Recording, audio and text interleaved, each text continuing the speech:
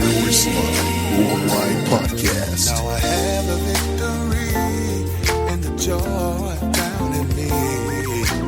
God gave me just what I need. So if you know like I know, get up on your feet, jump with joy and say, I am free. Said I'm free. Oh, I'm free. Yeah. He loosed the shackles and he set me free.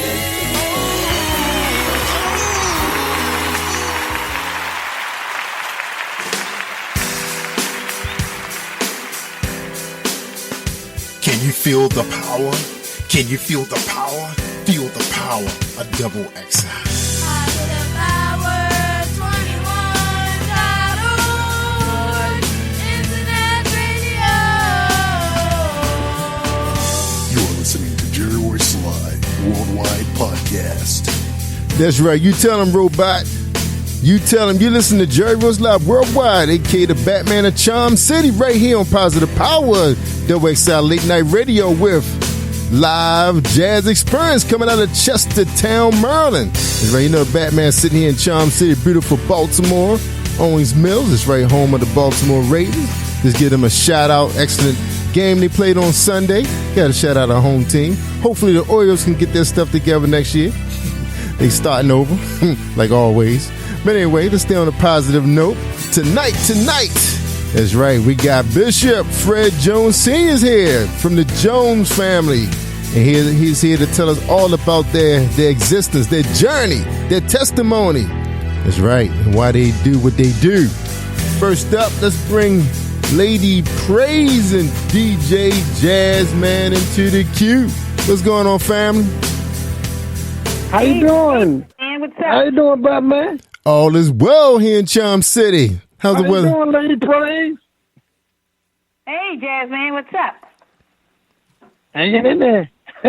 That's right, we're back. We're back on the air. All is well. All right.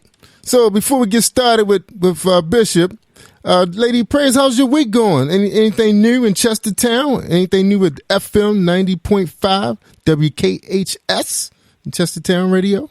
Anything new? No, everything's been going pretty well. We had a great show Sunday. We highlighted we sort of highlighted some of John Coltrane, and then we definitely highlighted our featured artist was Arthur Prysock, so that was pretty cool. But we really had a really great show. We had a great interview with Sylvia Fraser and Vaughn Bratcher. They're going to be bringing the Aretha Franklin tribute on October 26th at 8 o'clock at the Garfield Theater, which is going to be fantastic. It's going to be an incredible performance. So they came in to tell us all about it. So if anybody out there would like to come, it's going to be a wonderful tribute. Wow. And all the shows I missed that one. Yeah. No, it's October the 26th. No, I mean the radio. Yeah, I missed the radio show. Oh, you missed the radio show. Oh, yeah. I know I didn't miss the performance because I haven't gotten here yet. The radio show. Yeah, it was a great interview. It was a very great. It was just a wonderful interview. Oh yeah, Batman was down. Don't for worry the about it, Batman. We booked up every Sunday throughout the month, so you better catch it. Yeah. Batman was down for the count. I didn't feel like doing nothing, not a thing. Yeah, the Baltimore area has been hit hard with some crazy virus, man. It's coming in all forms, you know, and hitting kids, hitting seniors. Yeah, the hospitals were packed this weekend. I was at the urgent care because I was hoping to get in there and get out. So I was there for 6 hours. And my neighbor actually is a hospital professional. He said the waiting room was packed the whole weekend. So I heard a couple. And it's not any flu season yet, is it? No, not yet. But I think because of the way the weather's been, you know, with all those storms we had, it's pushing cool air here in the morning. But in the afternoons, it's like it's like springtime weather. You know, so it's hard to dress for it. That's true. You know, and you feel like it's too. And then people sleeping in their homes with no heat on. You know, people kind of got this thing about not turning the heat on until November. So, you know, your house is sitting at 40, 50 degrees at night. So it's crazy. I don't turn my heat on, not until November. That's what they say. My house stays warm without no heat. Yep. I look at it still say 74 degrees. You must be in a good spot. No heat until at least 30 degrees at night. Yeah, man. You get them. Then I turn the heat on. Yeah, it's funny when you got high ceilings. The heat rises, so you're sitting low. Yeah. That could be it. Yeah. Yep. Yeah. Yeah, we got real high ceilings. So anyway, with everybody, you got to protect yourself. Drink a lot of fluids. Plus, change of the season. Coming out of September, people are a little stressed a little bit. Kids going back to school, trying to get their rhythm going again. So rush. Because pretty much everybody. Make sure you wash your. Yeah. Also, make sure you wash your hands and use the antiseptic on that gel on your hands. Make sure. Your hands clean. Especially when you're with the public. You got to do those things. I mean, you're working with the public. Yeah. Keep the hands. That's right. You got to load up. Load up on it. All right. So we got a very exciting guest here. I had a chance to talk to the bishop before. And, he knows a lot about the music industry. He's seen it all. Especially now that that we move from vinyl to CD to DVD movies to downloads now. Well, MP3 to downloads now, streaming. So he's well versed in all of that. His family, the Joneses, they travel all over the world. So he's seen it all. So you guys should have a good time asking him questions about the industry and where they've been. So let's let the good bishop in. Bishop Fred Jones Sr., can you hear the Batman? Can you hear me, sir? I can hear you real good. Amen. He's live. He's live right here on the Live Jazz Experience with Lady Praise and DJ Jazz, man. All right. Well, look, Bishop, they're going to interview you, but Batman will come in at the end, to squeeze in a little bit. So enjoy the show. Hope everybody enjoyed the show. Amen. All right. Amen. How you doing, Bishop? How you doing, I'm Bishop? doing good. This is DJ I'm Lady doing Praise. real good. Nice to hear from all of you. Absolutely. Well, please tell the audience about the Jones Family Singers and how you guys came about and what started you on this great path you're on right now. All right. The Jones Family Singers are just what that middle word says, family. A father, pastor, a mother, 5 of my 6 daughters, my 2 sons, and 2 nephews that comprise the Jones Family Singers. We were originally called the Sensational Zionaires, but we ran into a lot of groups that also adopted the same name. And so we were wondering, what could we do to set ourselves apart from them so that people would know at any given time, whoever they're bringing to the city, they would know which one it was and not be confused. And so we were on a consecration that week, and we just asked the Lord, what name could we use that would set us up and that we remain in sync with what you got us doing. He asked me a question, what's wrong with your name? I said, nothing. He says, okay, a good name is rather to be chosen than great riches. Use your name. There's no stain on it. Use your name. And so I brought it back to the family. I said, God said, the Jones family. And they say, let's roll with it. And that's how we started. But we've been at it well over 35 years. We've only had 2 leaders. One lead singer that had migrated from Pensacola, found their way to Bay City, and I was doing a street service, and her and her husband were shopping, and they heard us, and they came across the street and asked who were we and where was our church. And needless to say, we started dialogue, and they showed up at the church, found out that her husband was an excellent guitarist, and she was a good singer. So we made her our lead singer until they decided to go back to Florida. And my baby daughter, who is the lead singer now, she would just come to the concerts. She didn't want to sing, so I finally heard her one evening in the living room, and I mean the girl had pipes, and so I said, "Hey, you're going to be our lead singer." She said, "Daddy," I said, "as long as you live here, the eye is in my hand, and you just follow me." And she started leading for the group and took to it like a charm. And I told her, "Girl, you should have been born with a microphone in your mouth as well as you handle this." And it became history from then on. She do what she loves. She loved what she do. The Jones family. Wow, great. So I understand you guys have been all over the world. Yes, we've had the privilege of going to quite a few places. As you know, there are 195 countries in the world. Yeah. And we've been blessed to go to at least 8 of them. And 2020 is promising not only the ones that we have gone to, but it's promising us more. So, yeah, we've been to Russia. We've toured Russia 14 days. We toured Germany 12 days, the Holy Land 10 days, Canada 7 days, Haiti, South America, where Jim Jones led all of the people to their death. We had the opportunity to lead people to Christ on the same field in French Guiana in South America. Amen. Wonderful. So I understand. So I understand you have a current CD out now. There was a follow-up to your 2014 critically acclaimed CD? Yes.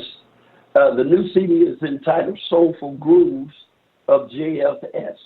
Now, affectionately, that's what we call JFS for Jones Family Singers. Okay. And this project is entitled Soulful Grooves of JFS. And the one unique thing about it is it was written by the family.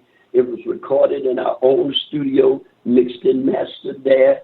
Everything about it is solely us. So it's that pet peeve.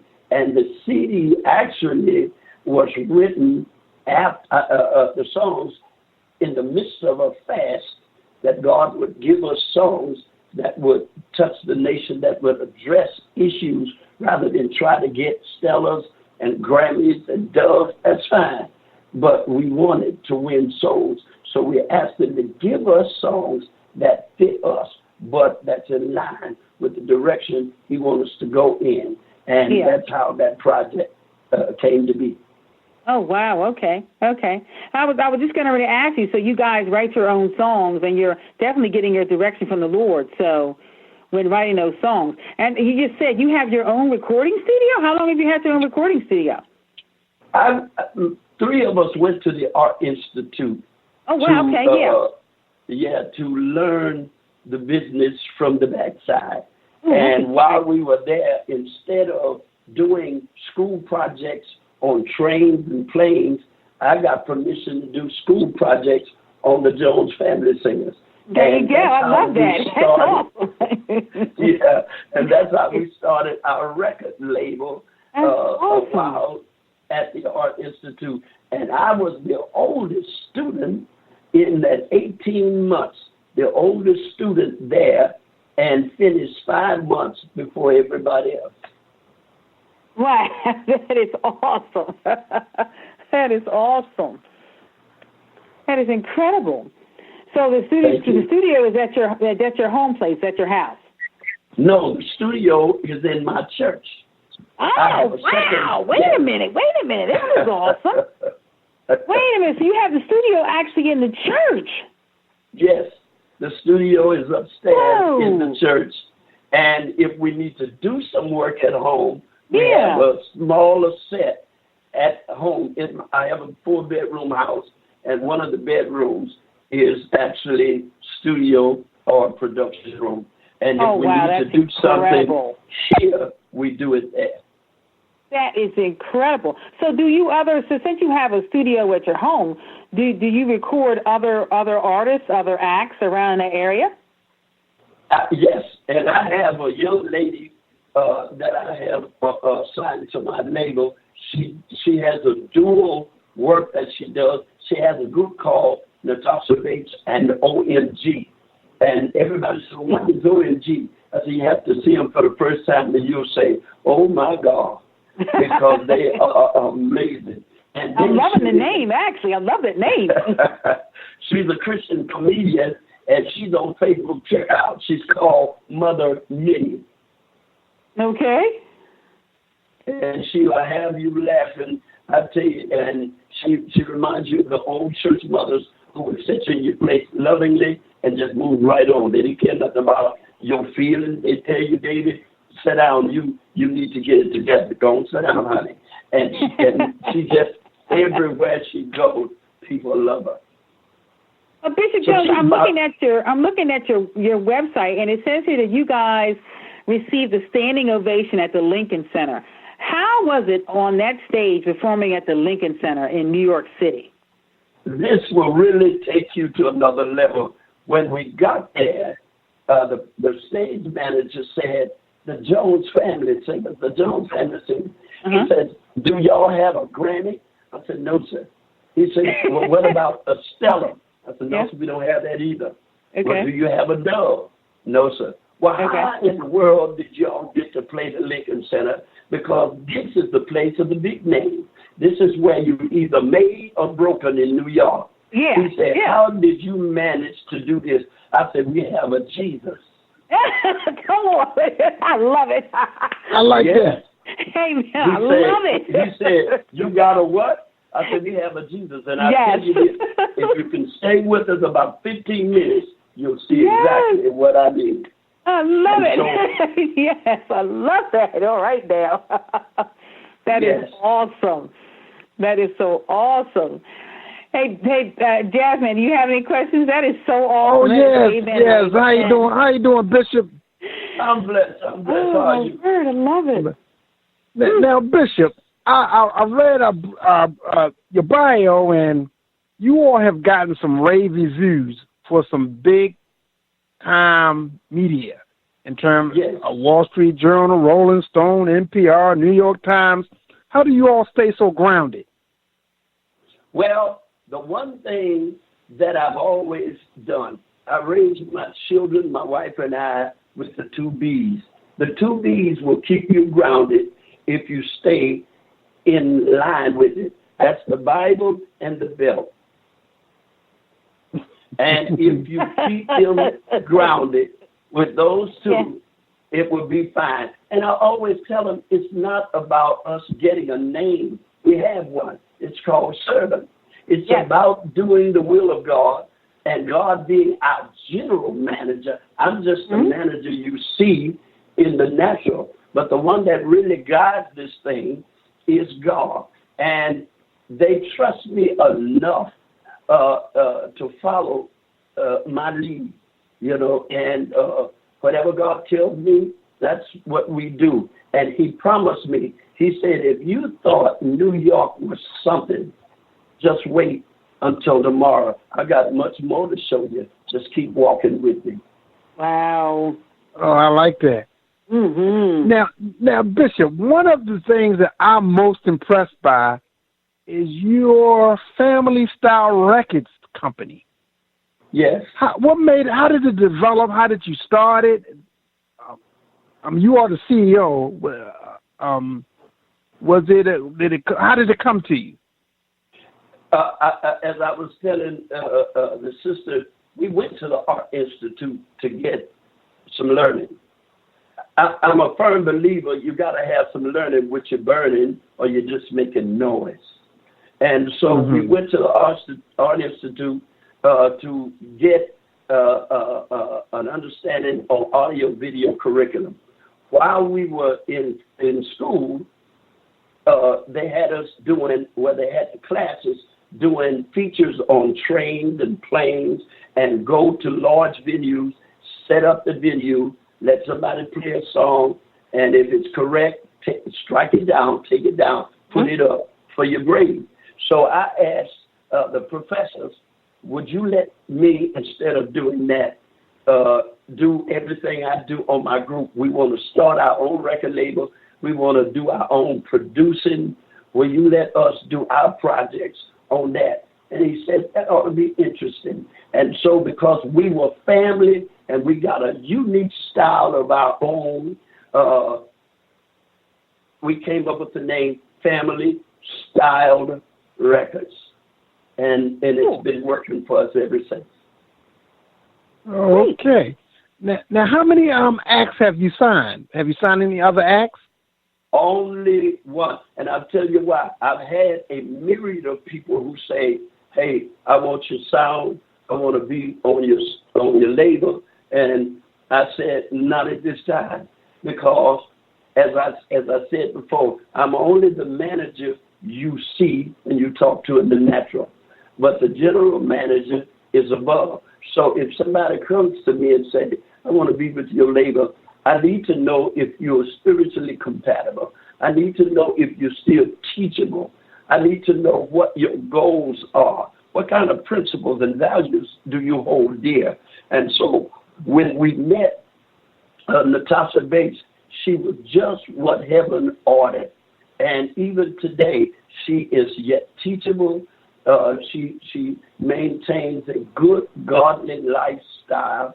And so until God says, okay, here is another one I bring to you, then I work with her. Because if you're going to help somebody, you got to have the longitude and latitude to do it. You got to have the room. If you got 5 or 6 acts, everybody wants to be number one. And you can't do it that way.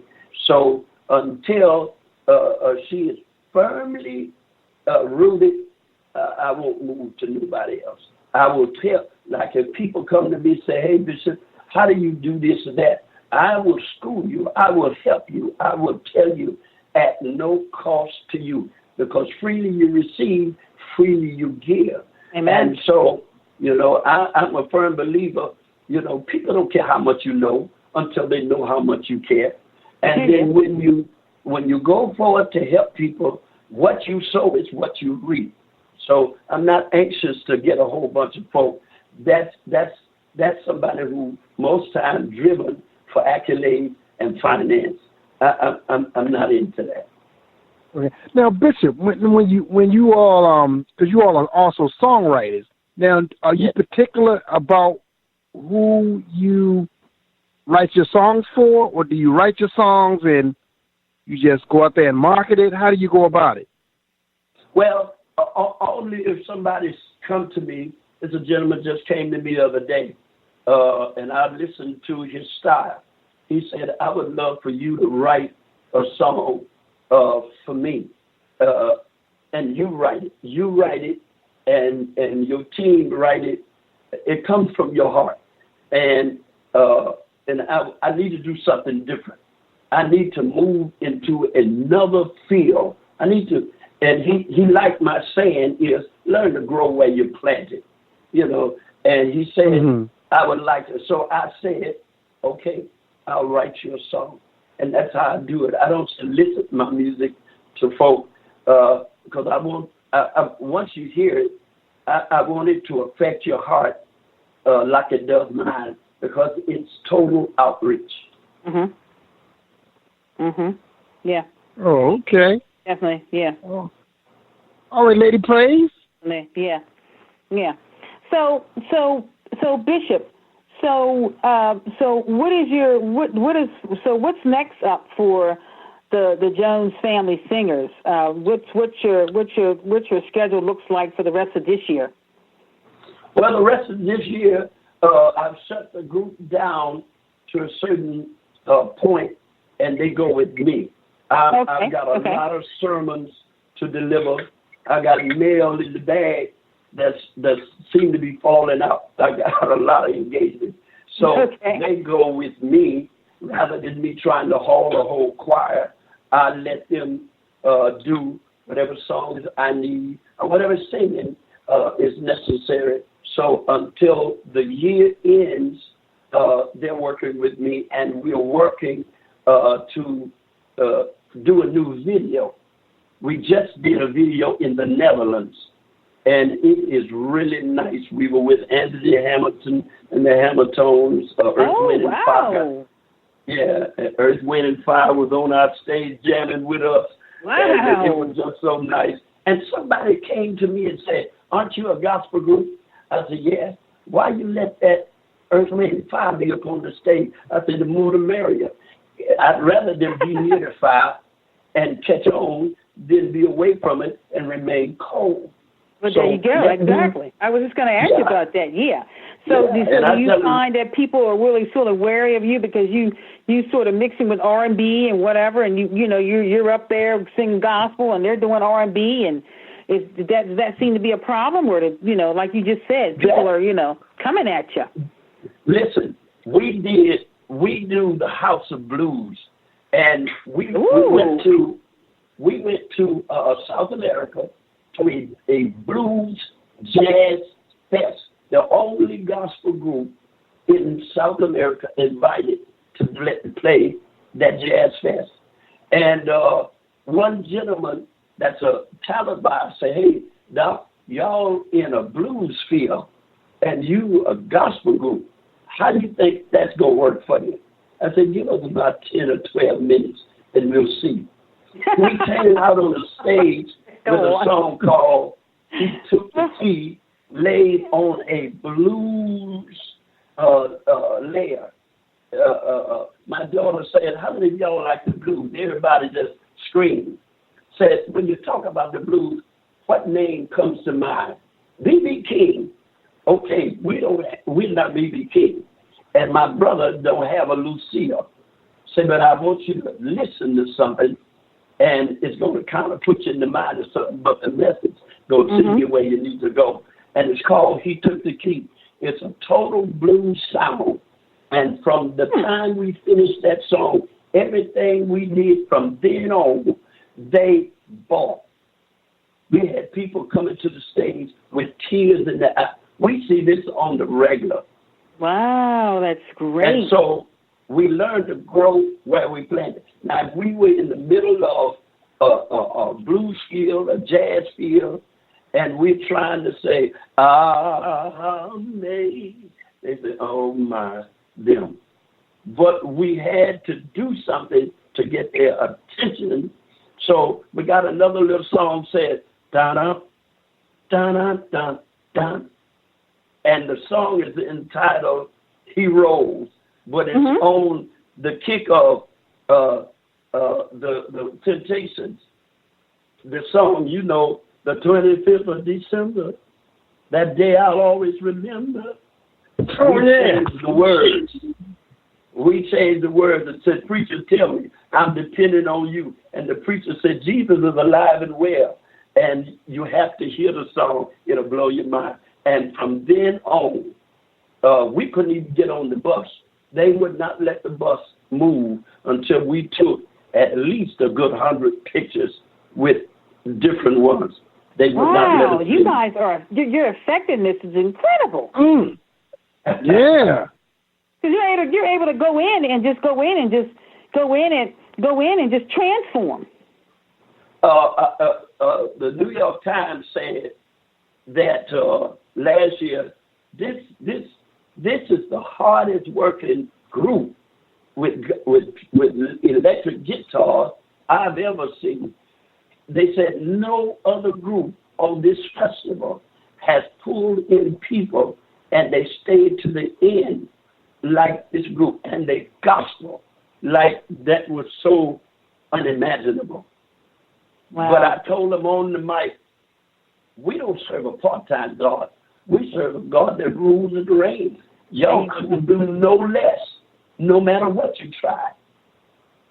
There you go. Because I'm actually looking at their page, and you just mentioned the New York Times and both Rolling Stone and NPR called you a must-see act. You guys were at Southwest. South by Southwest. Yeah, South by Southwest. How was the performing there? Oh, if I tell you, see, in most of those festivals, you have to draw your own crowd. And they put us under a tent called the WAMU tent. It was a large tent, a wealthy insurance company sponsors. And when we hit the stage, they said the Jones Family Singers is coming up next, a gospel group from Texas. When they said gospel, a whole lot of people started migrating away. But when we hit the first song, before the song was completed, they had no room under the tent. And I exaggerate, not even an ounce. There were 1,000 or more outside of that tent trying to push their way in to get to the stage. It is amazing. Yeah. Hey, so have you guys ever performed? Have your band, your families ever performed in the Maryland area? Because I was looking at another part of your website, and it doesn't seem like you guys have performed up in the Maryland area. Is that something you might look forward to do? Yes, we have. Yes, we have. In fact, here is what a lot of people miss when they see us. We play downtown. Rarely have we played in black churches. When we come to Philly, when we came to Baltimore, when we go to the New England states, we're either playing universities or we're playing downtown at the convention center of that life. Rarely do we ever play in the black churches. And here is the thing that a lot of groups need to learn, that when you prepare for the Lord's stage, there's no telling where you're going to end up. When you rehearse for the world, not just for your little program. Yeah. And when you are exciting, and when they feel that power coming from you, not just your gift, but the anointing that thrusts your gift, it'll take you downtown. And so we played Baltimore, we played Philly, we played many of the states on the East Coast, all the way to the New England states. Well, that's fantastic. That's great. And you guys seem like you're very well-rounded. My goodness. Ooh. Yeah. If you look at that website is old. We're building a new one now. Okay, if you great. look at the website and go through it, you will find the states, Maryland and other states that we did play. It's a whole list of them. Yeah, I'm actually looking at them now. You guys have been everywhere. I mean, like you said, Batman just said something. You guys were in D.C. and just, wow, you guys have been everywhere. I can't wait to maybe try to get to hear you guys soon somewhere. Yes. In fact, I'm working on 2020 to do more work in the area. And anytime I'm in the area, you guys are our guests. You come free. You come eat free. You hang out with us. You don't sit in the audience unless you want to. You get preferred seating on the stage. You get green room and the whole 9 yards. I would love it. Oh, sounds great. Yes. Yes. Yeah. Now, Batman, you got any questions for our guest? Yeah, see, Bishop know I'm gonna roll up in there with some cameras. So I better have a good spot. You are definitely welcome. Amen. Let me say this. We were doing 4th of July in Russia. We were in Moscow. And the ambassador to Russia from the United States invited us. Russia and the United States split the cost and brought us to Russia for 14 days. The last day was the 4th of July. Their 4th of July is 2 days before ours. So we did 4th of July twice. And there's a storm that rose the day of the big party. The ambassador had kings, queens, potentates from all over the world at his dinner. But the storm rose and the sky disappeared. It was dark black. The ambassador said, I don't know if y'all gonna get to play. I said, why not? He said, look at that. I said, I saw it. He said, do y'all believe in what y'all doing? I said, with all of our heart. He said, then ask the man upstairs if he can fix that. I said, okay, then take up every umbrella that you all gave to your delegates. Take them up and put them back where you got them from. He looked at me and said, what? I said, take up every umbrella. So my other daughter said, yeah, take them up, put them back in the container that you got them out in case it rained. He said, okay. And he took the umbrellas. He had his people to go get them. And everybody's wondering, why would you be taking our umbrella? And we just asked God, do it, God. This is the time now to show yourself mighty. It wasn't even 5 minutes. That wasn't a cloud to find in the sky. Amen. The Russian news all that week. Amen. Amen. But Bishop, you traveled from the Holy Land to the prison gates. Tell us about the experience playing for the inmates. What was that like? Well, we went to one of the largest units, and they said it's one of the most dangerous units. But they told us we got you covered. I said, man, we came with security you don't even see. Don't worry about it. Just get us to where we're supposed to be. And when we did, we began to minister, and there were 2 young men that were sitting in the auditorium, one in the other young man's bosom. And he was holding him like a gentleman would his wife or his lady. And I told them both of them, I said, come here, both of you two, come here. And I took them to the side. I said, look, your business is your business, but you in the presence of God, and that's inappropriate. I said, now, have some decorum, and I'd appreciate it.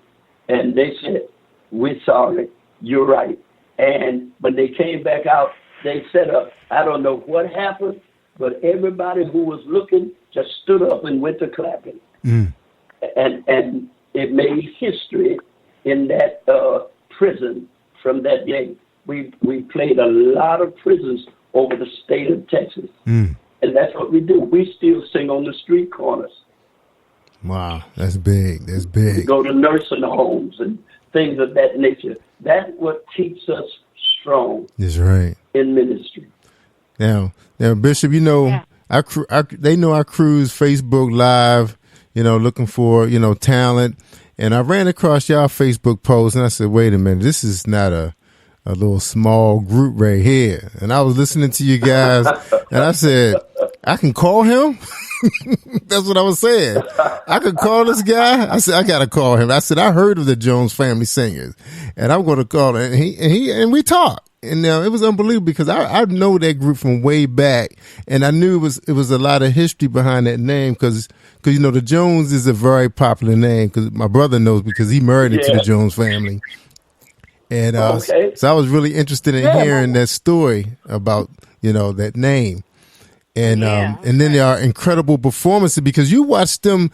Now I'm not sure if you had a chance to watch them perform, Lady Praise, but they look like you looking at Kirk Franklin and Yolanda Adams up there. I mean, I'm talking about professionals, and you be like, wow, I'm in the presence of this group. That's what you're seeing when you watch them perform. Just check out the YouTube stuff. You see what I'm saying? Okay. Yeah. Okay. Bishop, how big is Markham, Texas? How big is it? 2 matchboxes. A 1-horse town. It is really liberal. It is as country as you're going to get. Wow. We don't. Well, you all put it on the map. No, yes. Oh my goodness. Yes, indeed. Yes, indeed. So, Bishop, on the website, you said it was an epic journey to the Holy Land. Tell us about that experience. The Holy Land is amazing.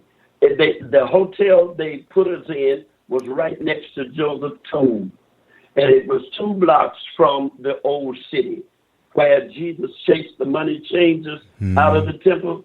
Yeah. It was outstanding. When we got to Tel Aviv, they made an application that we could sing at the Church of the Nativity. Now, if you go to the Church of the Nativity, you can sing, but only 5 minutes. You're at the back of the church.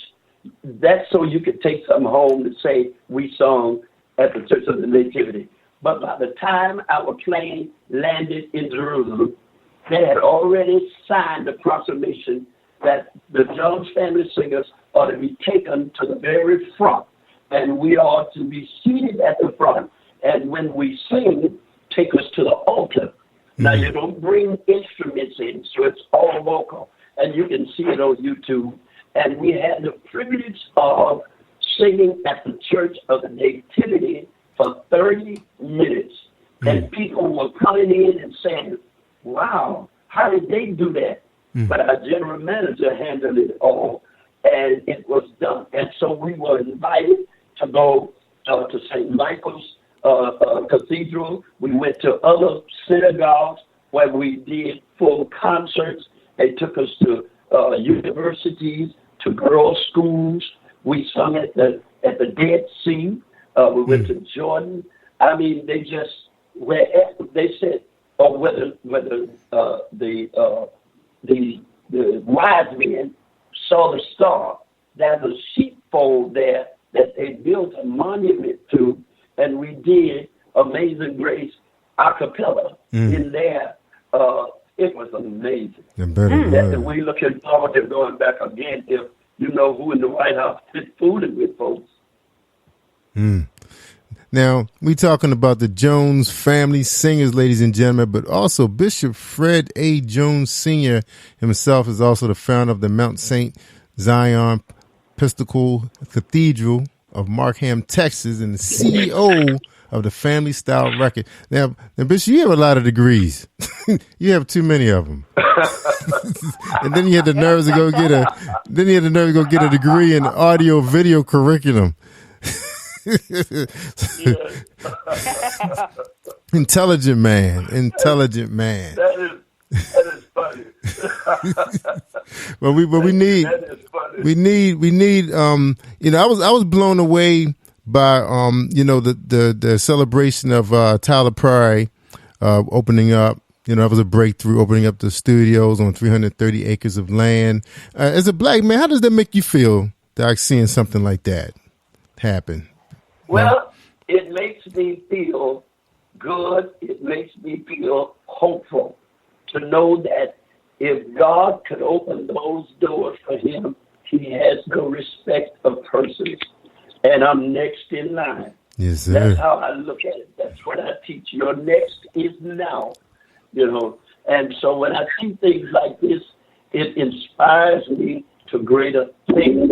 And it inspires me to tell young men and women everywhere I go, you can excel if you want to. You got to put the work in and burn the oil. Yeah, that's right. It was very encouraging for me, being a filmmaker, TV producer, radio station manager, just to see, because I know the story pretty well, because I'm not sure if you know Apostle Vera Howard, but she actually was here in our studios, and she told us the story how tough it is for African American men to get into these theaters, just to be because the promoters lock them all down. And she told us the story how she was able to help him and T.D. Jakes get started in the stage plays. And just something small like that is a mountain to climb. And now doing the movies, and now motion pictures, sound stages. Now I heard he just got a big contract with Marvel. Now these guys, do you see Christian films, hitting that platform real soon? Because it's getting there. I seriously do. People have always been wanting to know the mystical. They've always wanted to go beyond what they see from day to day. And if it's done correctly and with taste, and with great finesse, yes, I see it. In fact, we just did our first play entitled Lord, Pull Me Through. Mother Minnie wrote it and directed it. And since we did it at Church Girls That Rock, my lead singer daughter is the CEO of the convention called Church Girls That Rock. Wow. They come from all over the country. I like that. To be here in Texas. I like that too. We had our first play, and churches and auditoriums have already signed up for us to bring it to their town. Wow. October 19th, we're in Webster, Texas. November 16th, we're in Livingston, Texas. January the 1st, we're in Huntsville, Texas. So it's kept gaining momentum. Yes, sir, I do. Yeah. Wow. See, Bishop, you kept that in your back pocket. You just pull that out.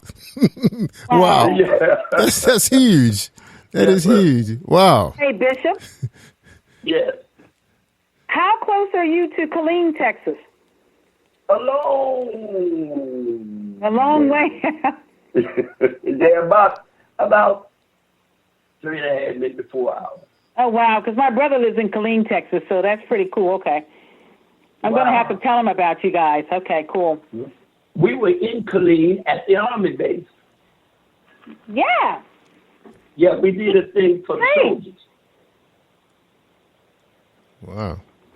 They everywhere. Bishop is all over. I don't know. He just pull everything out of. He just pull out of.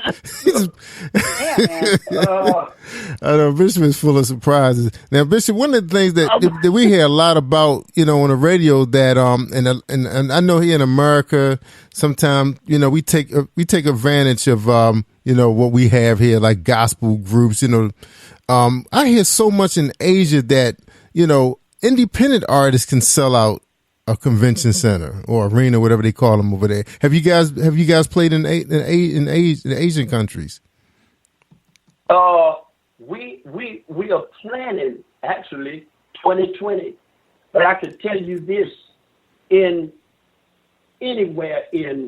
we played Moors, Germany, and there were 30,000 people at our stage. Wow. 30,000 people at our stage. Wow. We have played, I think the largest audience that we've had may have been 50,000, a little beyond. That's a football Bishop stadium. ain't no joke. That's football stadium right there. Wow. Yeah, that's no joke. That's some footage. See if you can type it in when you get a chance.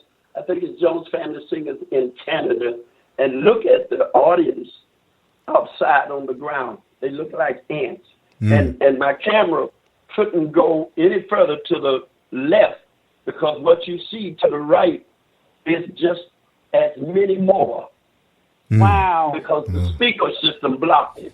Wow. But it was a good 7,500 people out there.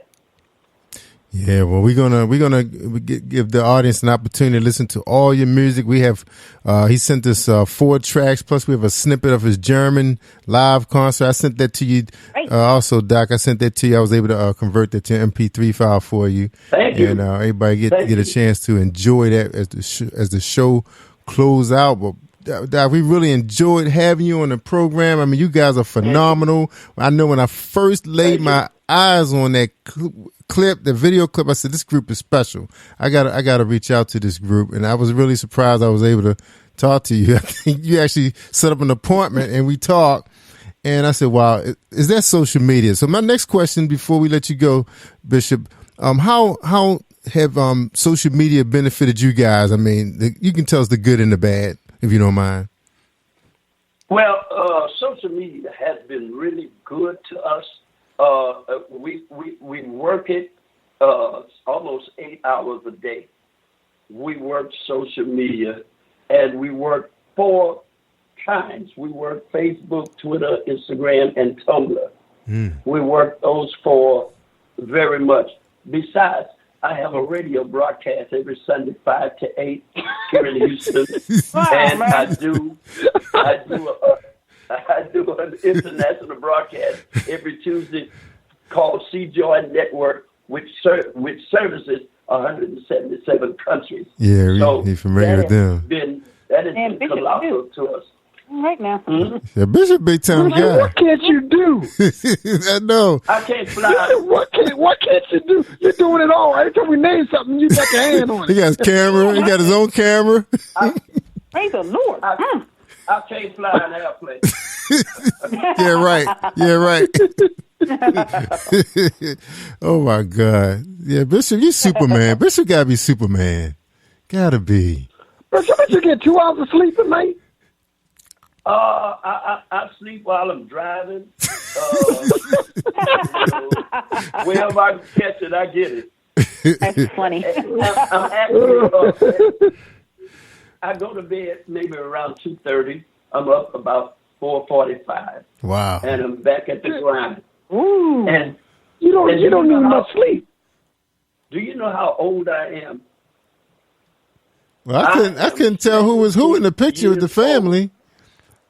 In the picture, you said 70. You 70. Yes. Bishop, we looking at the picture, and I can't tell the father from the sons. Yeah, Bishop.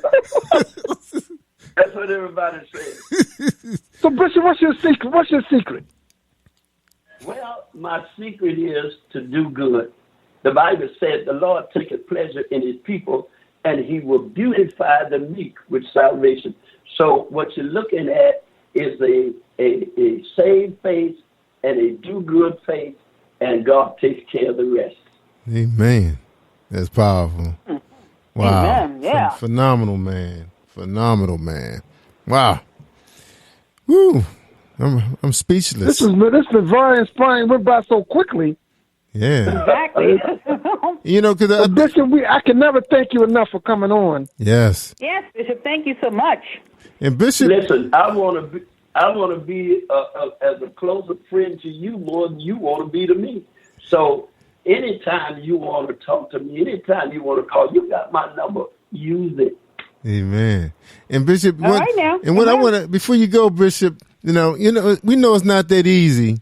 Raising 5 daughters and sons, all in one household, and then balancing your ministry, and then you got a wife you gotta, support.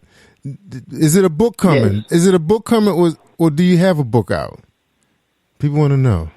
I have written 3 books, and just the other day we were talking about going back to the printer and see if we can get those books back on the market. But the Jones Family Singers and I have written one, which we haven't done anything with it to go ahead and get it, printed and what have you. But it really helps groups to know what to do, how to do, because if a group is going to work across the aisle, and I'm talking about in the white arena, you got to know the language. Mm-hmm. You got to know how to present yourself, and it's a lot different from what we grew up with. And so we kind of schooled them as to what to say it, how to present yourself. Because at the end of the day, it's about getting a place where you can minister. And every morning, Monday through Friday, I have a broadcast right here on Facebook called Breakfast with Bishop. Wow. Wow. Yeah. And Bishop, I like that. And Bishop, you got a DVD also, don't you? Yes. Yes, it's called Live in the Netherlands. Wow. Too much. Yeah, Bishop. I wanted to ask you also about you did a documentary, right? Is that the DVD? That's the first one. That took 3.5 years. Wow. It cost $18,000 to do it, and guess how much God had me to pay? Not one dime. Wow. And when I would say zero. Oh, yeah. It was on Netflix for 2 years, Ooh. and then it went to other social media outlets. I'm telling you, it has been and is being a great ride. And that documentary is entitled The Jones Family Will Make a Way. I'm going to look for that. I'm watching All it right, tonight. now, I like that. Yeah, I'm going to watch that tonight. So, Bishop, is it still on Netflix? No, our contract ended at the end of last year. So where can we find it? Oh, You can put it. You can type it in on social, and Google it, and they'll tell you where it's at. Okay, good. Oh, okay. Yeah, look for that. Awesome. All right. It's amazing because it shows you how to go from meager fare to mega fare. Yeah, I imagine. Now, Bishop, to get it running longer on Netflix, I mean, how does that work? You got to renew a contract, or how does that work? Yes. You have to contact Netflix. You have to fill out applications, go through the paperwork, let them see what you have already produced. If it is view ready, if it is contextually correct, I mean, they can see that people will find value in it. They will take it. You don't have to really pay anything. A lot of people don't know that, but you really don't have to pay anything because it's something that they benefit from. Mm-hmm. That's right. You know, just content. as well as you. That's right. Content. Yeah. That's So right. it's a lot of things you don't have to pay for if you know how to go about it. Excellent. All right, Lady Praise, you have one final question for Bishop? Because I know Bishop got some work he got to do. He got 6 more hours before he got to go to bed. I have no other. I am happy and blessed. You have truly blessed my soul this evening, and this has been a blessed interview. Yes. Yes. I thank you very much. Amen. For real. Thank you. Awesome. Yes, I appreciate it's y'all wonderful. All right, and it will be available on Spotify, Spreaker Radio, Yes, iTunes, and and iHeart. too soon one day, I hope. Oh, yes. I'll ask God to make that possible ASAP. Yes. Amen. Yes. All right, ladies and 2020. gentlemen. That's right, 2020. We be looking for them. Yeah. Yes. That's right. Yes. If you guys are Thank anywhere, you so much for having me. you guys anywhere close to DC, we're gonna have to bring you guys over to across the Chesapeake Bay, over to on the other side. That's right, the eastern shore of Maryland. See, hey, Doc, a lot of people don't know that Maryland is basically split in two. It's between the Bay, the Chesapeake Bay. We got the eastern and the western shore. Did you know that? Yes, sir. I found out. I was in New York 3 weeks ago at Long Island. I was there for the promoters and announcers ball, and the people who hosted it just took me around, and they were telling me, and they told me that, in fact, they even told me there's New York City, and then there's New York State. Mm-hmm. Yep. And I said, how y'all got this all twisted up? The East Coast like that. Yep. Yeah. But it seemed to work for everybody. That's right. And I didn't know that a lot of New Yorkers travel to Maine a lot too. You know, that was very interesting. Yeah, I didn't know that. That was like Baltimore travel to DC. They travel to Maine. Yeah. Maine is the place to play. Yep. That's what I'm hearing. Maine is the place. Listen, we played for some multi-billionaires right out on their yachts. If I tell you, it was the most exhilarating time. They treated us like we were rock stars. I told them, y'all doing yourself a favor. I said, y'all got us up here. You don't know how y'all blessing yourself. And they just laugh. I said, oh no, this is no joke. I said, to have the saints in the midst of you covered from a lot of danger. And so the guy that brought us up there, he said, I like that. Nobody's ever told us that. I said, that's because you never had me up here. That's right. That's right. All right. Well, we're going to leave off the show with 4 songs in a row so everybody can sit back and enjoy it. Remember, you can catch this show and the entire show on Spotify, iTunes, iHeartRadio, and Spreaker Radio, and Google Podcasts. So we enjoyed having you, Bishop. Right. Any encouraging words you want to leave our listeners with, sir? Yes. Anybody that live right, they won't live wrong. If you live wrong, you won't live right. If you pray, you won't sin. But if you sin, you won't pray. Amen. Oh, come on. Praise him. Come on. That's preaching, right? We got that on tape. We got that on tape. We gotta catch Bishop's sermons online too. I'm sure. And Bishop, can we find your sermons? Can we find your sermons on YouTube? Are you out there? If people want to catch your sermons, there is some on YouTube. Awesome. There is some on YouTube. Awesome. I wrote one of them down, Bishop. Hey, Bishop, I wrote one of them down. I wrote one of your sayings down. Learn to grow where you are planted. I like that. Yes. Wow. All right. I'll tell you this much. I addressed some preachers, and I told them, if the preacher and the pew would abide by this, it would literally change church. Jeremiah 3:15, and I will give you pastors after mine own heart, which shall feed you with knowledge and understanding. I say, understand both of your jobs. Preachers, you lead, you feed, and you lead. Church, you swallow and you follow, and everything will be just right. That's right. Amen. Amen. All right. On that note, let's get the music started. So take care, Bishop. We would be talking real soon. All right. And thank you for being part of the live jazz experience on Positive Power, Yes, Bishop, the thank West you. Side. Amen. All right. Love Peace you and all. blessings. Love you too. Yes. Good night.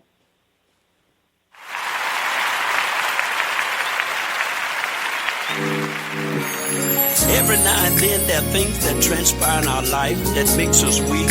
Sometimes want to throw in the towel and turn and walk away. But I got a song here for you that if you're going through a period of adjustment, here's what you need to do. Hold on. A blessing is coming your way. You gotta hold on. Hold on. Yeah. A blessing is coming your way. You need to hold on. Yeah. A blessing is coming your way. Hold on. Yeah. A blessing is coming your way. I wanna testify to you. Who feel that life has let you down. It feels like it would be better if you were not around. But your life does matter. God has something in store for you. Stop feeling sorry for yourself. Here's what you gotta do. Hold on. Hold on. A blessing is coming your way. You gotta hold on. Hold on. Oh, Lord. A blessing is coming your way. Hold on. Hold on. Yeah, Lord. A blessing is coming your way. Hold on. A blessing is coming your way. Don't you say for me. Don't I know for myself that life could be so tough. And with the way the economy is, yeah, it could be so rough. But God made us a promise, and I know His word is definitely true. Take courage in His word, family, and this is what you need to do. Hold on, hold on, hold on. A blessing is coming your way. You're looking better than yesterday. Yes, you are. A blessing is coming your way. Hold on, yeah. Yeah. A blessing is coming your way. It's coming your way. Hold on. A blessing is coming your way. It's coming your way. It's coming your way. Yes, it is. It's coming your way. Keep on living. It's coming your way. Said it's coming your way. It's coming your way. A blessing is coming your way. And wait on Him. It's coming your way. And I guarantee It's coming your way. it's coming your way. It's coming your way. All you gotta do is It's hold on coming your way. and be strong. It's coming your way. Stay in the It's coming rain. your way. Said it's coming your way. It's coming your way. Gotta It's coming your way. Planted by the river. It's coming your way. Say I'm not going nowhere. It's coming your way. Until you bless my soul. It's coming your way. What you've been praying for, it's coming your way. It's coming your way. What you've been waiting for, it's coming your way. It's coming your way. It's coming your way. If you look to the hills, from which cometh your help, and all of your help come from the Lord. It's coming your way. It's coming your way. It's coming your way. It's coming your way. It's coming your way. It's coming your way. Your blessing is coming, coming, coming your way. If you just be steadfast, unmovable, always abounding in the word of the Lord. Yeah. It's coming your way.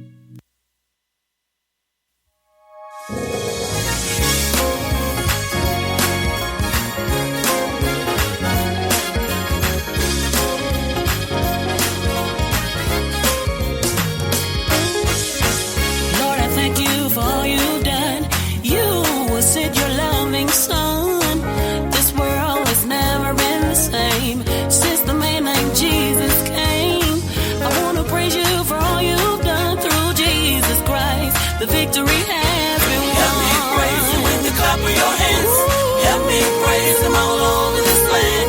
It's okay to do a little dance. Help me praise him with the clap of your hands. Help me praise him all over this land. It's okay to do a little dance. All the people make a joyful noise. Every nation with one big voice. Jesus is King and Lord of Lords.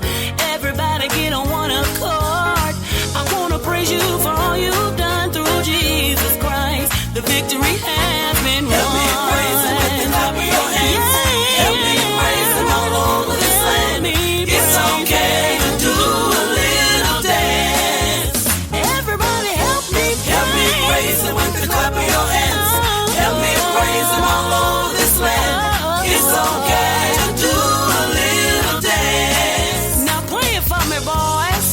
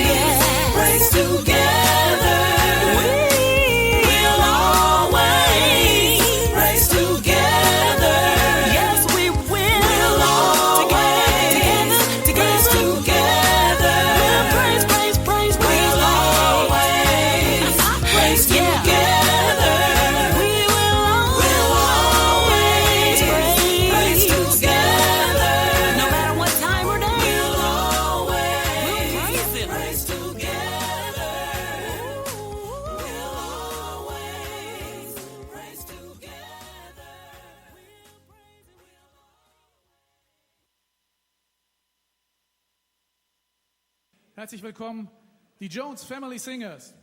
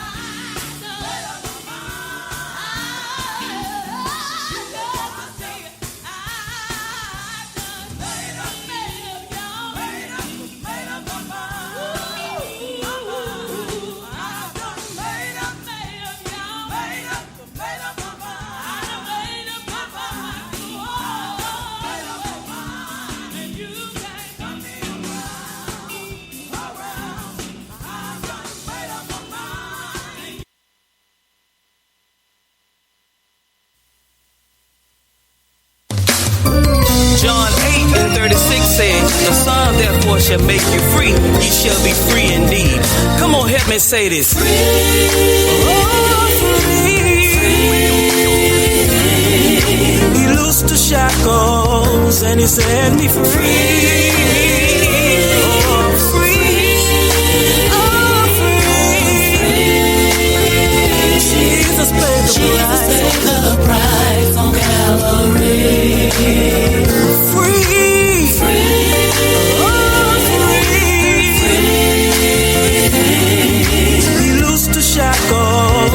He set me free. Oh, I'm free. Oh, I'm free. Jesus paid the price on Calvary. I remember the time when my hands was to my side and I didn't have the courage to raise him high. And then one day I heard a voice say, God has set you free, don't be bound no more. Free. He loosed the shackles and he set me free. Oh, I'm free. Oh, I'm free. Jesus paid the price on Calvary. Now I have a victory and the joy down in me. God gave me just what I need. So if you know like I know, get up on your feet, jump with joy and say, I am free. Said I'm free. Oh, I'm free. Yeah. He loosed the shackles and he set me free.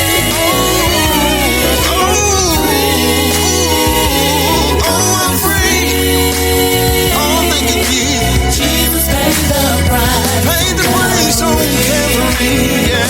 Oh, free. Oh, free. He loosed the shackles. Set me free. Oh, free. Jesus paid the price on Calvary. Oh, said I'm free.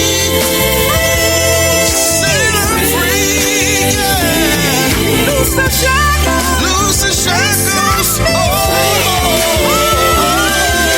I'm free.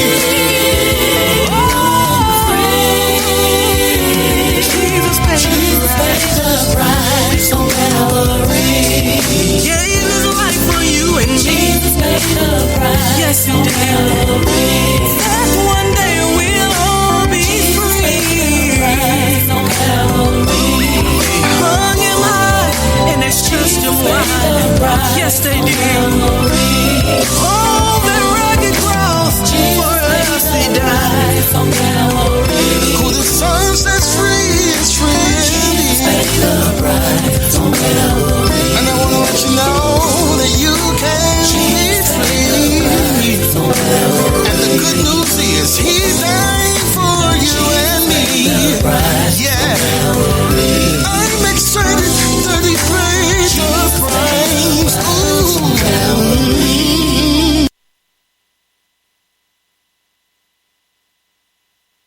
So I want you guys, all of you guys that are listening in, to do me a favor. Please like, share, and interact during this show. We have an amazing Christian hip-hop artist that will be joining me this evening to talk about some great things he has coming up, as well as his music ministry. So if not for any other reason, please stay on the line to meet this phenomenal man of God. Keep it locked in right here. If you were not able to catch the show last week, me and Jerry, as we always do once we start having a conversation, just took off with this combo. And we talked a little bit about branding, talked about opportunities. We talked about taking advantage of some great opportunities. Not every opportunity, but good opportunities. The great opportunities. I want you all to catch this because God has been speaking to me so profoundly, and I'm going to share a little something with you before we get into this interview that God has been speaking to me. And He's been speaking so much so about purpose. And it ties right into this subject that we were talking about on opportunities, whether you're a business owner, whether you are an artist, especially if you're an artist, because there are so many things that you connect to, so many platforms and stuff that is available to you.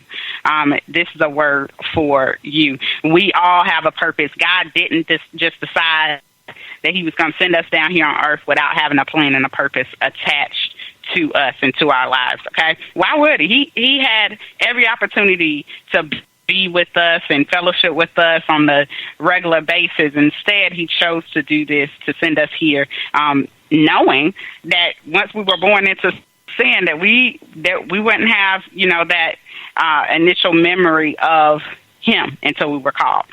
So understand that this is why this is so important. It's so important. That means that there's something that God had to do, that he needed to do. And there was a purpose in him sending you here.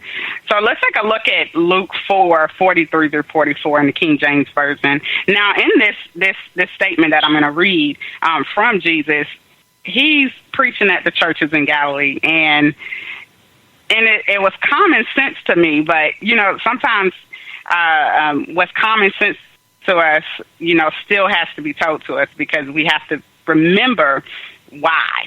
Remember the why. And Jesus says this in verse 43. He says, I must preach the kingdom of God to other cities also.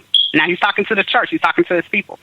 And he says, because it's for this reason that I've been purposed. Now, think about it. Why did Jesus have to make this statement? Why did he have to let people know that he wasn't just sent there to preach the good news to them, but to other cities and other people and churches as well?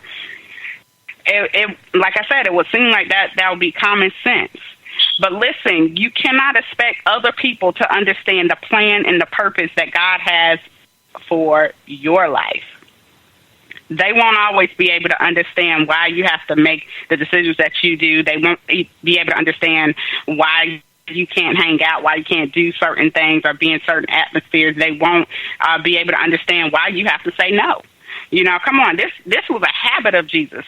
So I'm going to read something for you in Scripture that's kind of going to bring this point home. And Luke 2, verse 41 through 52. You guys stay with me. I'm going to read out the Message version. Starting at verse 41. Every year, Jesus' parents traveled to Jerusalem for the Feast of the Passover. And when he was 12 years old, they went, as they always did, for the feast. Oh, I lost my place. They went as they always did for the feast. When it was over, they left for home, and the child Jesus stayed behind in Jerusalem. But his parents didn't know it. Thinking he was somewhere in the company of the pilgrims, they journeyed for a whole day and began looking for him among relatives and neighbors. When they didn't find him, they went back to Jerusalem looking for him. The very next day, they found him in the temple, seated among the teachers and listening to them and asking questions. The teachers were all quite taken with him, impressed in the sharpness of his answers, but his parents were not impressed. They were upset. They were hurt. His mother said, "Young man, why have you done this to us? Your father and I have been out half out our minds looking for you." Now, let me pause there for a minute, because this sounds familiar. Going back to that scripture that I was just reading, where Jesus, what we think is common sense, had to tell the congregation, "Listen, I have to go to other cities and preach the good news. That's what I'm here for." This sounds familiar. This is what he does. And just like he had to remind the fathers that they weren't the only ones that had to hear the good news, he had to remind his parents. His parents had forgot about the purpose, not just Jesus' purpose, but their own purpose. So what should be common sense is not always, especially when it comes to those who have been connected to us, family especially, et cetera, any relationships that we may have. We have to watch that, because feelings will have us stepping out of purpose and stepping out of the will of God for our lives in order to avoid hurting people and moving out of the protection of where God wants us at. So let's go start back up at verse 49. He said, "Why were you looking for me?" This is Jesus speaking to his parents. Didn't you know that I had to be here dealing with the things of my father? But they had no idea what he was talking about. So he went back to Nazareth with them and lived obediently with them. His mother held these things dearly, deep within herself, as Jesus matured, growing up both body and in spirit, blessed by both God and people. And I want to get this clear for everybody that will be listening. When God has called you to a thing, you have to be committed to that thing, regardless of how it looks to other people, how it feels. You got to know that there's purpose in it. And sometimes we need to be reminded simply because we forget that we have purpose in our ministry.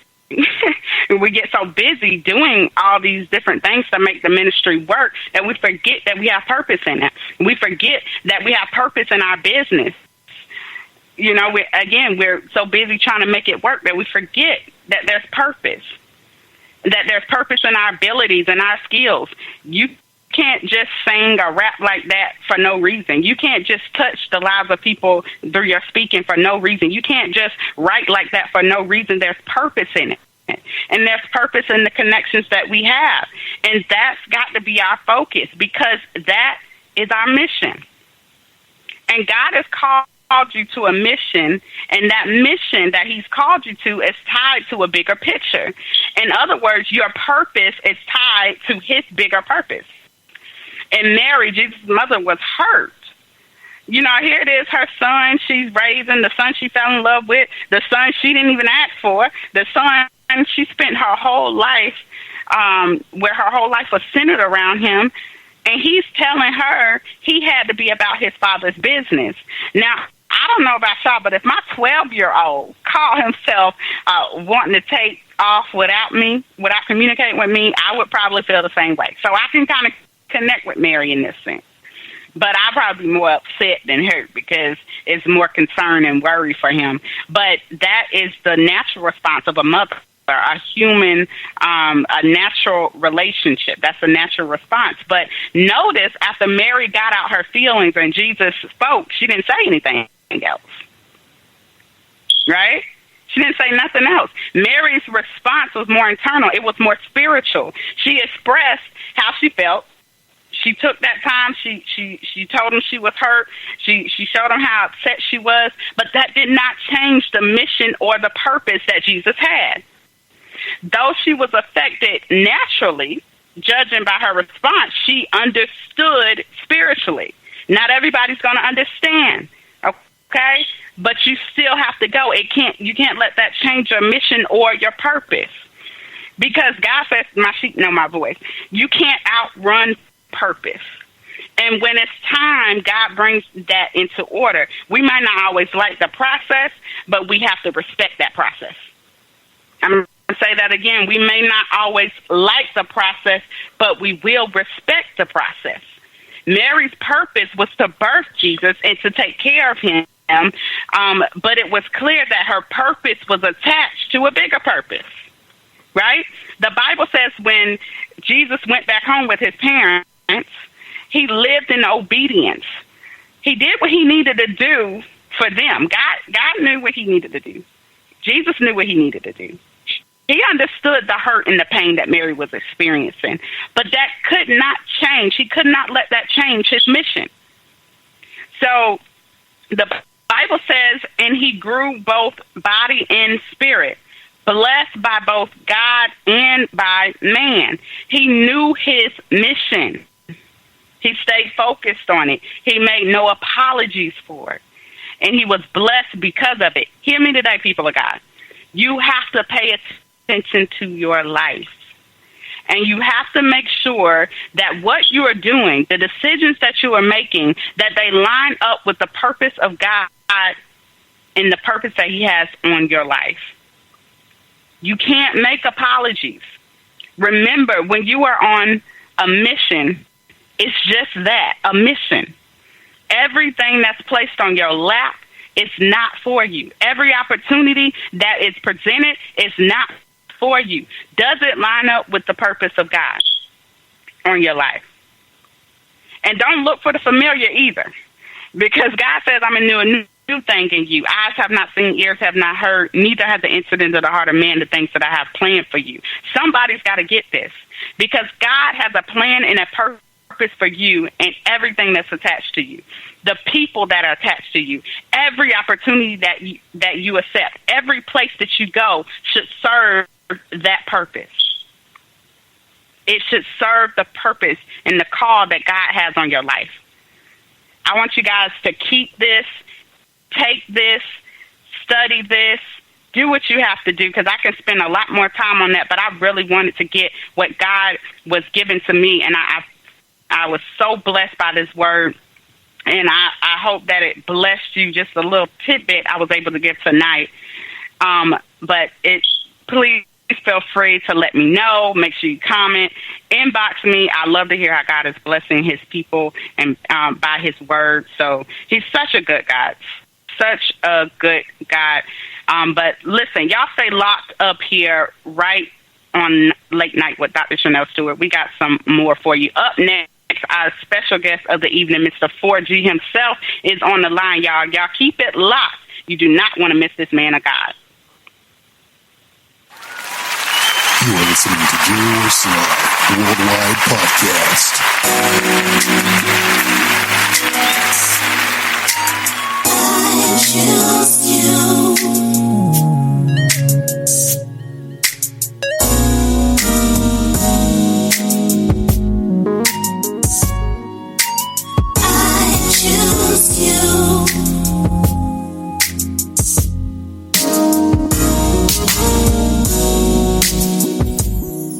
I know that God can do what he promised for you. Alright. Hold on, keep the faith, he wants the best for you. Don't you know that God has good intent?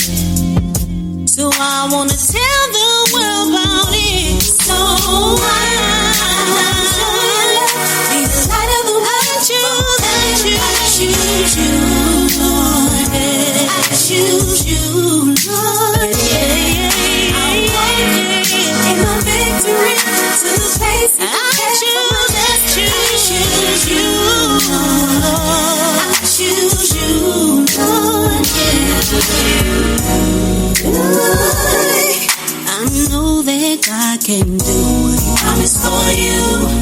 Alright. Hold on, keep the faith, he wants the best for you.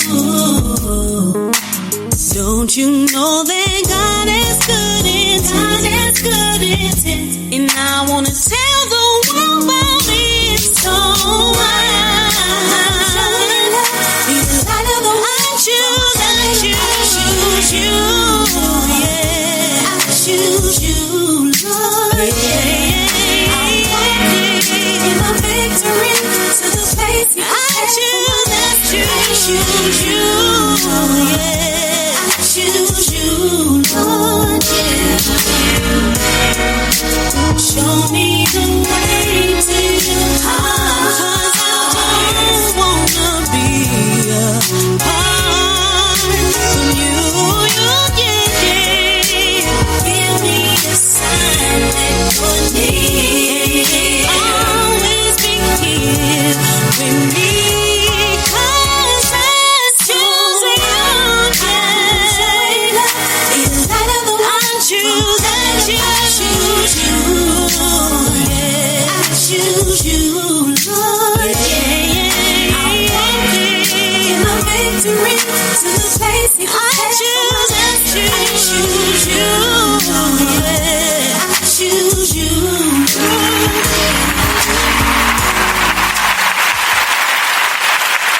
Can you feel the power? Can you feel the power? Feel the power of Double XI. Positive Power 21.org Internet Radio.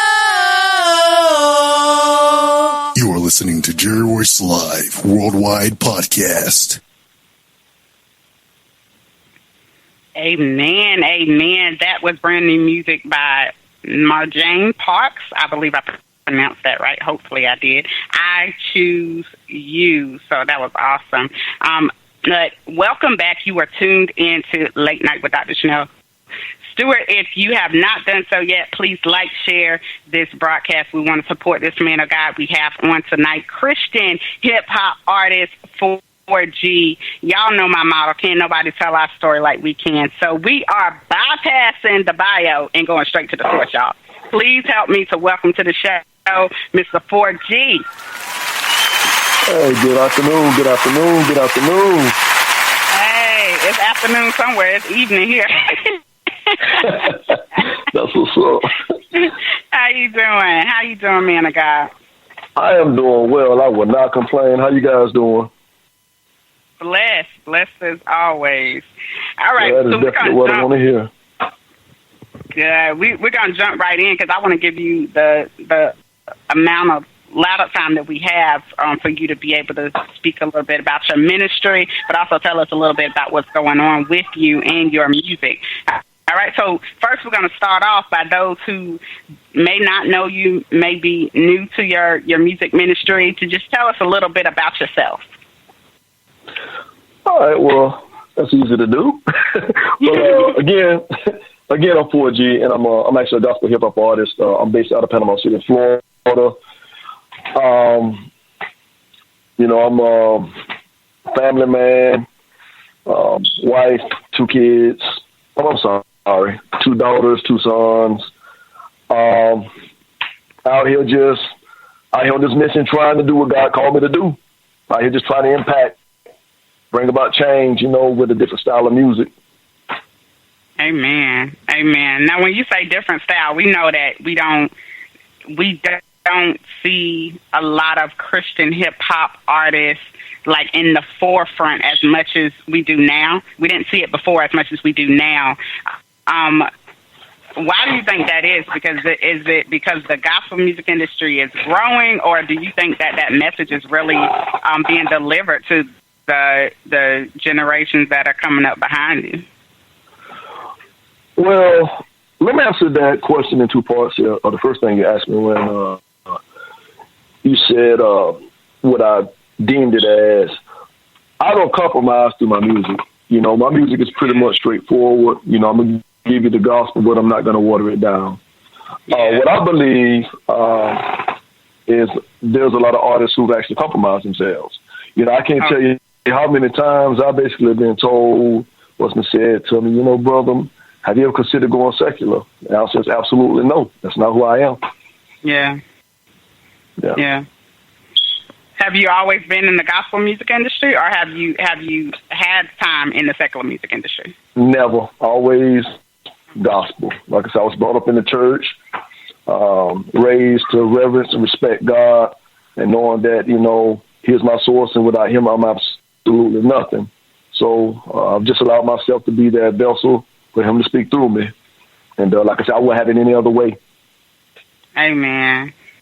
That's awesome. We hear a lot of, when I think about, I wasn't raised in the church, so I hear a lot about, how the religious boundaries are in church, regardless of your denomination. But then I think about it now, I'm like, this is a new thing that God is doing. Even now it's still new to some of the churches where it's not accepted. The hip hop is not accepted in the churches. So we have me being a manager. It's harder to get the hip hop artists into the churches. So we have this thing where we say, okay, we're going outside of the 4 walls of the church. We're taking it to the streets.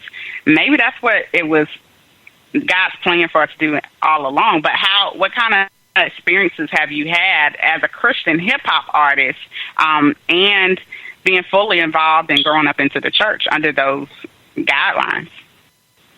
Well, you just said a mouthful there with everything you just mentioned. I've experienced all of the above.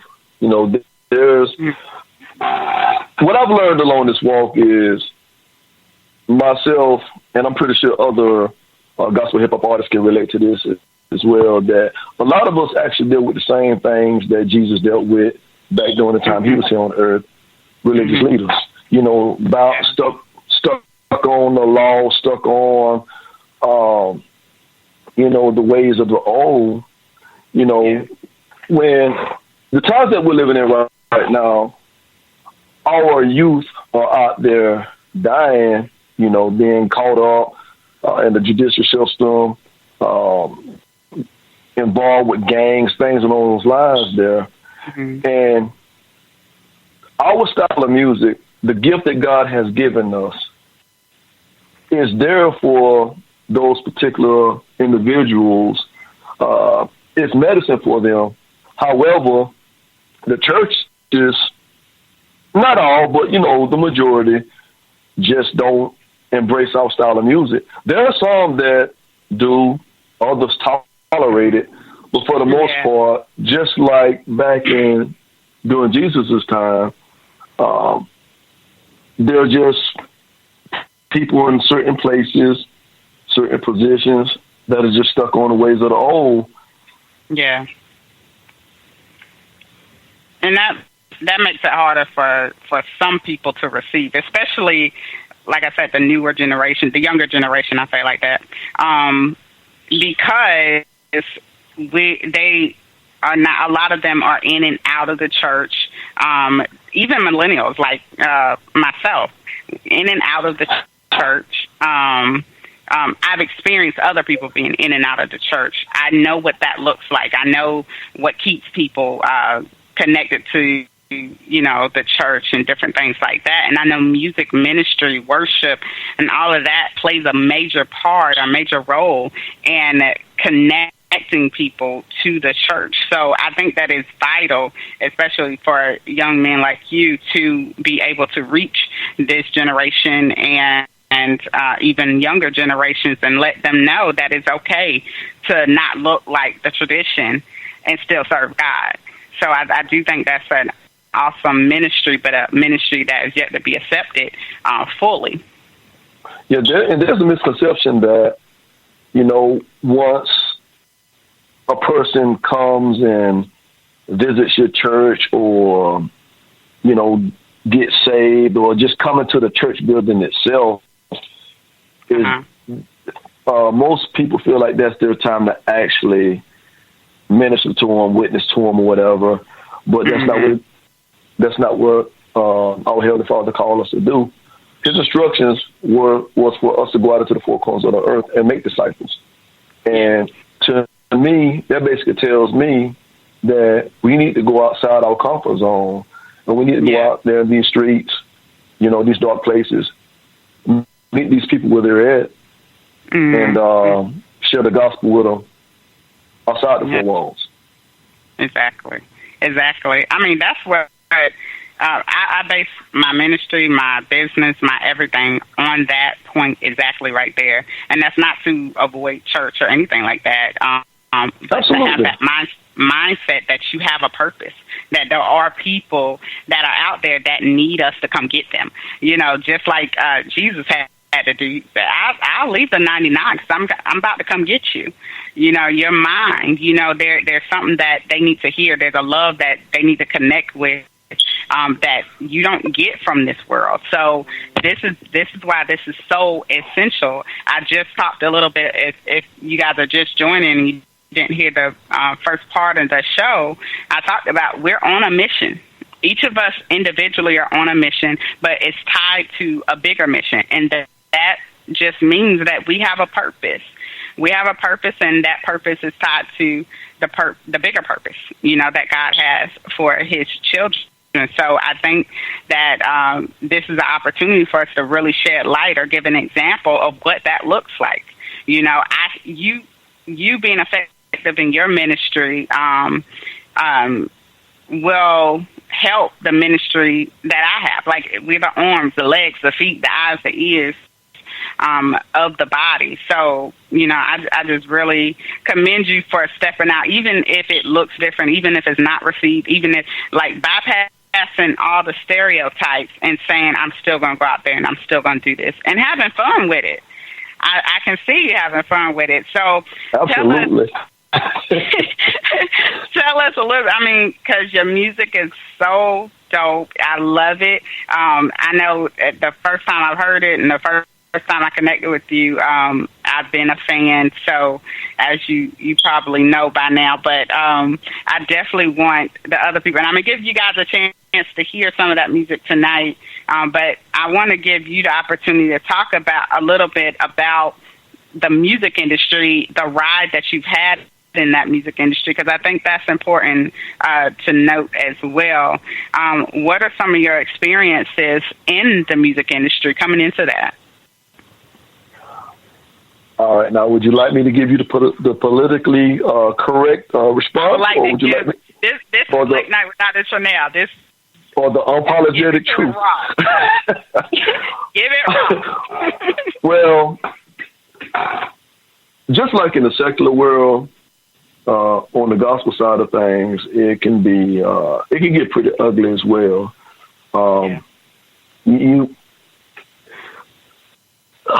You have to really be in tune with the Lord first and foremost, and just seek insight from Him as to what your every move should be, and that involves, most importantly, the people that you actually allow into your inner circle. Because if you're not careful, you can have a Judas on your team and not even realize it until it's too late.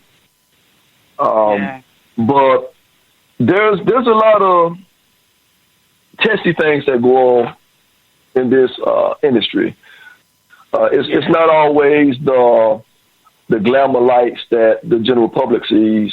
I don't think the people really understand the grind that it takes behind the scenes to actually get to a point to where you actually feel like progress is actually being made. For instance, I'm a married man, and if it wasn't for the love and support of my wife, with just allowing me to live out my dreams and just agreeing to be on board with the financial side of things, because sacrifices have to be made, then a lot of what has accomplished up to this point probably would not have taken place. So she's my first team player here at the house, and outside of that, she's my first team player, no doubt. And of course, I've had to I don't even know the appropriate term I'm looking for here, other than just to say I had to just be very careful with people that I connect myself with, because the most important thing with me personally is they have to share the same vision that I have. And if that's not the case, then they're slowing you down. So the people that you work with are very important. They have to be able to pour into you as well as you pour into them. You all have to you have to be not only a family, but you have to be accountable to each other as to just the bigger picture, and just understanding that even though I am the artist on this team that I'm trying to build, everyone that I'm connected to needs to understand that it ain't even about me. It's always about bringing glory to our Heavenly Father. So that has to be the first matter of business with anything concerning me and my music. There's like I said, there's a lot of just hard work behind the scenes that people might not be aware of. It's a long, and sometimes it can actually be a lonely road. Yeah. Well, that's why I think with that, that a lot of aspiring artists need to understand anything that you do. Like you said, it has to be, you have to know why you're doing it. You have to know what you're in it for, the purpose of it. And if you don't know that, the people that you choose to be around, the ones you connect to, the places you choose to go, the things you accept, you know, while you're operating in that ministry, that all defines kind of what you think about, you know, the purpose of it. So, you know, if you're just accepting any old thing, that's careless, you know, with that gift that, you know, you've been given. So I like how you said that. You have to be connected. You have to be mindful of what you're doing and who you're connecting to, because they have to share that same vision. They have to know where God is taking you. And that's very, very important. So I'm going to take a break once for just a minute and let the people hear one of your singles, Unqualified, and we're going to be right back to talk with you a little bit more. So y'all stay locked. This is 4G.